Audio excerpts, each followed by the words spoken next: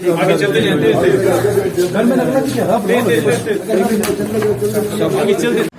बिस्मिल्लाहिर्रहमानिर्रहीम। अस्सलाम वालेकुम नाज़रीन, मैं हूँ फ़याज़ महमूद और आप देख रहे हैं फ़याज़ महमूद यूट्यूब चैनल।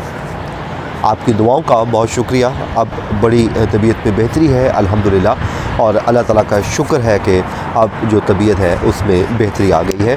जिस वजह से 2 दिन जो वीडियो हम नहीं कर सके थे उसकी वजह यही थी कि मुझे जो तबीयत मेरी नासाज थी, फ़्लू था और साथ में हल्की जो खांसी है उसकी वजह से मैं सफ़र कर रहा था। तो इस वजह से आप लोगों के साथ जो 2 दिन रब्ता है वो मुनक़ता रहा। आप लोगों के मैसेजेस जो हैं मुझे फ़ेसबुक पे, ट्विटर पे और इंस्टाग्राम पे और इसके अलावा यूट्यूब पे मौसूल हुए। आप सबका बहुत शुक्रिया आपकी दुआओं पे। अल्लाह ताला आपको खुश रखे, आबाद रहें जहाँ भी रहें। नाज़रीन, जो लाहौर में एक वाक़या हुआ है जिसमें एक बच्चे ने जो पबजी का प्लेयर था उसने अपनी ही वालिदा, भाई और बहनों को गोलियों के वार से कत्ल कर दिया। यानी कि गोलियों से उसने भून दिया। उसने जो टास्क पूरा ना होने पे उसके ऊपर जो प्रेशर था ज़हनी तौर पे वो उसका सामना ना कर सका और उसने अपने वालिदैन को कत्ल किया और कत्ल करने के बाद जाके अपने रूम में सो गया। उसके बाद उसने बड़ी चालाकी दिखाई और पुलिस को उसने बड़ा अनजान बनने की कोशिश की कि शायद मैं पकड़ा नहीं जाऊंगा। और उसके जो लेकिन कहते हैं ना, चोर चोरी करता ज़रूर है लेकिन कोई ना कोई एक ऐसा निशान या खुरा छोड़ जाता है जहाँ से वो पकड़ा जाता है। और पुलिस को जब उस पर शक हुआ और उसकी जो हरकत व सकनात थी, उसकी जो बॉडी लैंग्वेज थी, वहाँ से पुलिस ने उसको धर लिया और वो पकड़ा गया। लेकिन नाज़रीन, उसके जो वालिदैन हैं उस बच्चे के हाथों कत्ल हो गए। ज़ाहिर है इसमें और कोई मुद्दई भी नहीं होगा और इस बच्चे को क्या किसी से सज़ा देनी, वैसे भी छोटा बच्चा है, इसको क्या सज़ा होगी या क्या कुछ अरसा जेल में रहेगा और बाहर आ जाएगा। लेकिन वो जो वालिदैन है, उसकी वालदा, बहनें और भाई, वो कभी वापस नहीं आएंगे। क्या इसको कत्ल का ज़िम्मेदार कौन है? क्या हमारी स्टेट जो इस तरह की चीज़ों को रेगुलराइज़ नहीं कर रही? कौन है जो ऐसी गेम्स बना रहा है और हमारे बच्चे जो हैं वो उसको खेल रहे हैं और उसके बाद उसका वो शिकार भी हो रहे हैं? ये इस तरह की नौइयत का एक पहला वाक़या नहीं। मैंने सोचा कि इस वीडियो को स्टार्ट पे इस पर छोटी सी मैं बात करूं। मेरी हुकूमत से रिक्वेस्ट है, इल्तिजा है, हाथ जोड़ के अपील है कि खुदारा इस गंदे और खूनी खेल को बंद किया जाए ताकि हमारी जो नस्लें हैं उनको महफूज किया जाए। क्योंकि जो होती है ना खेल की सरगर्मियाँ, वो सेहतमंद होनी चाहिए, ना कि इंसान जुनूनी बन जाए और कत्ल व गारत शुरू कर दे। तो इसलिए हुकूमत से रिक्वेस्ट है कि इस पबजी वाले मामले को देखें, इसको रेगुलराइज़ करें और निशानदही करें कि कौन इसको कैसे अपने बच्चों को खेलने दिया जा सकता है। क्योंकि टेक्नोलॉजी का दौर है, ज़ाहिर है बैन किसी चीज़ को नहीं किया जा सकता, लेकिन कोशिश की जा सकती है कि चीज़ों को स्ट्रीमलाइन किया जा सके।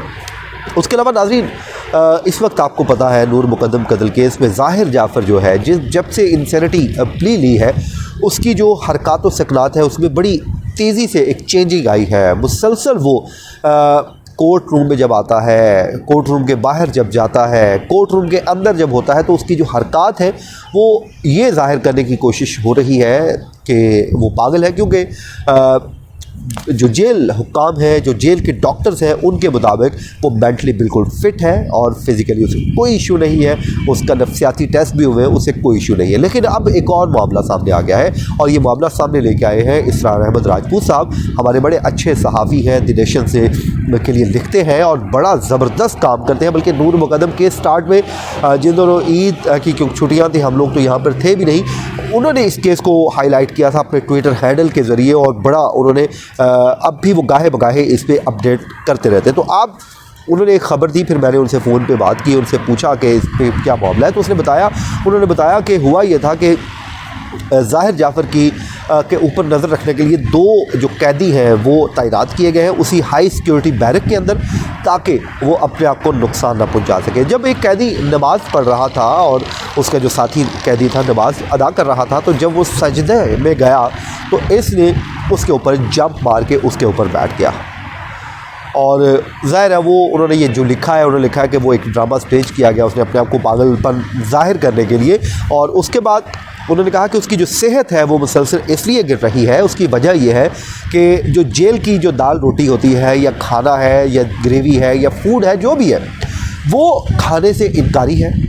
और उसके लिए उसकी जो वालदा असमत आदम जी हैं वो भिजवा रही है बिस्किट और केक वगैरह दीगर जो भी उनकी चीज़ें होती हैं। ये इसरार राजपूत साहब रिपोर्ट कर रहे हैं कि वो लेके जाती है, अब उनको भिजवाया जाता है और ज़ाहिर है वो ज़ाहिर जाफ़र वो खा रहा है, तो इस वजह से उसकी सेहत भी गिर रही है। और साथ ही साथ वो कहते हैं कि अक्सर औक़ात जब वो खाना खाने से बिल्कुल इनकारी हो जाता है तो फिर उसके वालिद ज़ाकिर जाफ़र जो इस वक्त जेल में ही कैद हैं उसको उनकी बैरक में लेके जाया जाता है, उसी बैरक में उसको खाना खिलाया जाता है और उसके ज़रिए उसको खाना खिलाने की कोशिश की जा रही है। जो जेल हुक्काम है वो ख़ास से इस मामले को लेके अपसेट दिखाई देते हैं, परेशान दिखाई देते हैं। तो ये एक मामला है वो सामने लेके आए, मैंने सोचा कि आपके साथ एक अपडेट शेयर कर दूं। और दीगर ज़ाहिर है मैं 2 दिन बिल्कुल साइट पे था और कुछ चीज़ें अपडेट्स आ रही थी, जैसे कोर्ट का ऑर्डर आया जिसमें काफ़ी सारी चीज़ें जो साकिब बशीर साहब, शाहिद सकलैन साहब और दीगर जो मेन स्ट्रीम मीडिया है वो रिपोर्ट कर चुका है। उसमें से कुछ चीज़ें हैं जो आपके साथ मैं शेयर कर देता हूँ। एक तो वो आपको मालूम है जो 3:45 पे एक गाड़ी आई थी लैंड क्रूज़र, उस पर जो तफ्तीशी अफसर के हवाले से जो सवालात उठे हैं वो सवालात उठाए हैं थेरापी वक्त के जो 5 मुल्ज़िमान हैं, जिसमें दलीप कुमार है, वामिक रियाज़ है, उसके बाद समर है और अमजद महमूद है। इन लोगों के जो वकील हैं शहजाद कुरैशी साहब, इन्होंने क्रॉस एग्जामिन किया और क्रॉस एग्जामिन जब हमें बाहर निकाला गया था मीडिया को उस टाइम ये किया था और उस दौरान उन्होंने कुछ सवालात पूछे और उन्होंने जो तफ्तीशी अफसर है इस पर बड़े संगीन नौइयत के इल्ज़ामात लगाए हैं। उन्होंने कहा कि जो लैंड क्रूज़र आई थी उसमें कुछ लोग आए थे तो आपने क्या शामिल तफ्तीश किया, तो उस पर जवाब था कि उन्होंने शामिल तफ्तीश नहीं किया। तो ये उस पर उन्होंने कहा है कि जी जो उन्होंने अपनी सजेशंस लिखवाई हैं वकील साहब ने, उस पर उन्होंने लिखा है कि जो तफ्तीशी अफसर हैं इन्होंने तफ्तीश को ख़राब करने की कोशिश की है, ये एक उन्होंने जुमला लिखवाया। फिर उसके बाद वो कहते हैं कि जी वहाँ पे 2 घंटे तक मुल्ज़िम के साथ बातें भी हुई, वो कोई शामिल नहीं किया गया। तो यानी कि उन्होंने कहा कि हक़ाइक़ छुपाया है, ये तफ्तीशी अफसर ने ये तफ्तीश ना करके हक़ाइक़ भी छुपाए हैं। फिर उसके बाद उन्होंने जब वो CCTV फुटेज चलाएगी तो उस पर लिखा है कि 8:55 पर जो उस घर का 20 जुलाई को जब मर्डर हो चुका था तो 7 नंबर जो कैमरा है उसमें अमजद को बाहर लाया जा रहा है जो ज़ख्मी हो चुका था और वो डॉक्टर वामिक रियाज़ जो इस टीम को लीड कर रहे थे वो बाहर लेके आ रहे थे अमजद महमूद को। और ये जो है ज़ाहिर है वो चीज़ें उस तरह नहीं सामने आई थी लेकिन अब सामने आई हैं। तो उन्होंने कहा कि फिर 8:43 पे 2 लोग उस घर में दाखिल हो रहे हैं, उनसे भी तफ्तीश नहीं की गई। और जो 8:40 पर जो CCTV है उसमें एक लड़का गेट पर आया, उसको भी शामिल तफ्तीश नहीं किया गया। ये उन्होंने अपनी सजेशंस लिखवाई और जब उनसे सवालात पूछे गए तो उन्होंने कहा कि उनको शामिल तफ्तीश नहीं किया गया। तो नाज़रीन ये था आज का हमारा वीलॉग। उम्मीद है आपका जो फीडबैक है हमेशा उसका इंतज़ार रहता है। अपनी दुआ में याद रखिए, अल्लाह ताला मुझे सेहत तंदुरुस्ती दे तो इंशाल्लाह ये जो राब्ता है वो बना रहेगा। मुझे दीजिए इजाज़त, अल्लाह ने के बाद।